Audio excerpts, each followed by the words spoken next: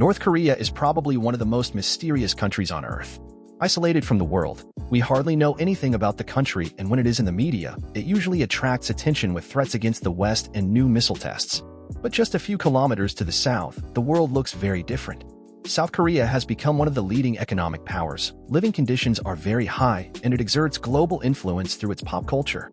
The two countries could hardly have developed more differently after the Korean War.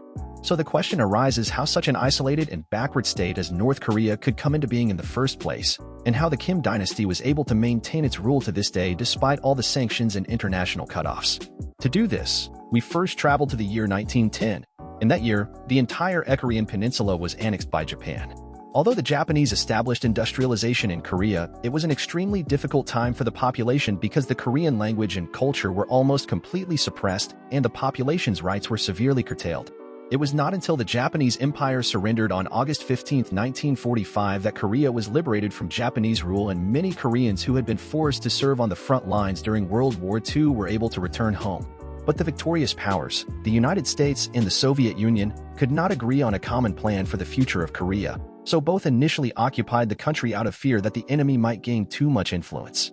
Thus, the Soviet zone of influence was created in the north with the capital Pyongyang, where the communist guerrilla Kim Il-sung was installed as prime minister, and the American zone of influence in the south with the capital Seoul and the strongly anti-communist Syngman Rhee as head of state. The 38th parallel was established as the border between the two areas. The original plan to create a unified, independent Korea was increasingly overshadowed by the growing mutual distrust of the victorious powers, and a proxy war increasingly developed between the United States and the Soviet Union.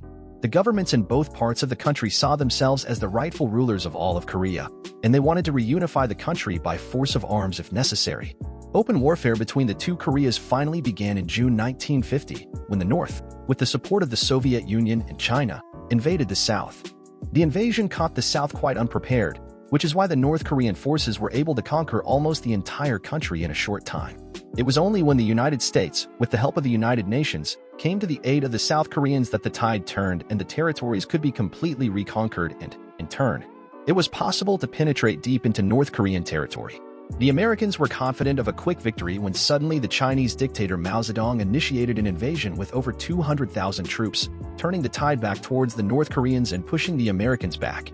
In the years that followed, a trench warfare ensued in which more than 4 million civilians and soldiers lost their lives, and the war ended only with an armistice in 1953. Neither side was able to make any real gains in terrain, as the newly defined border was again roughly at the 38th parallel, and a 4-kilometer demilitarized zone was also established between the national borders.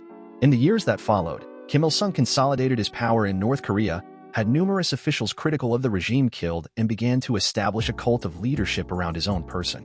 He also increasingly distanced himself from his allies China and the Soviet Union, which made North Korea increasingly isolated internationally. As a result, foreign aid continued to dwindle, which had severe consequences for the economy and lowered the living conditions of the population more and more. In addition, he prioritized building a powerful military, which caused defense spending to tear an ever larger hole in the state's finances.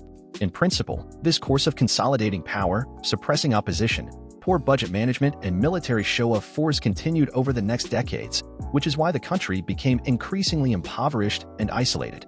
When the Soviet Union and the Eastern Bloc also collapsed in the early 1990s, this further damaged the country politically and economically, as China was now left as the only ally.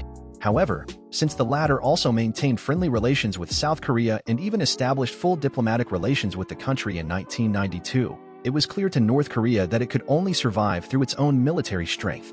Thus, North Korea built nuclear facilities and funded extensive research into the production of highly enriched uranium.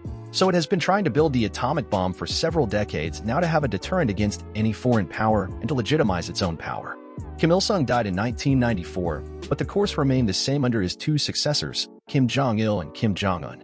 However, the nuclear weapons tests further deteriorated its international reputation, which is why it is now almost completely isolated by international sanctions.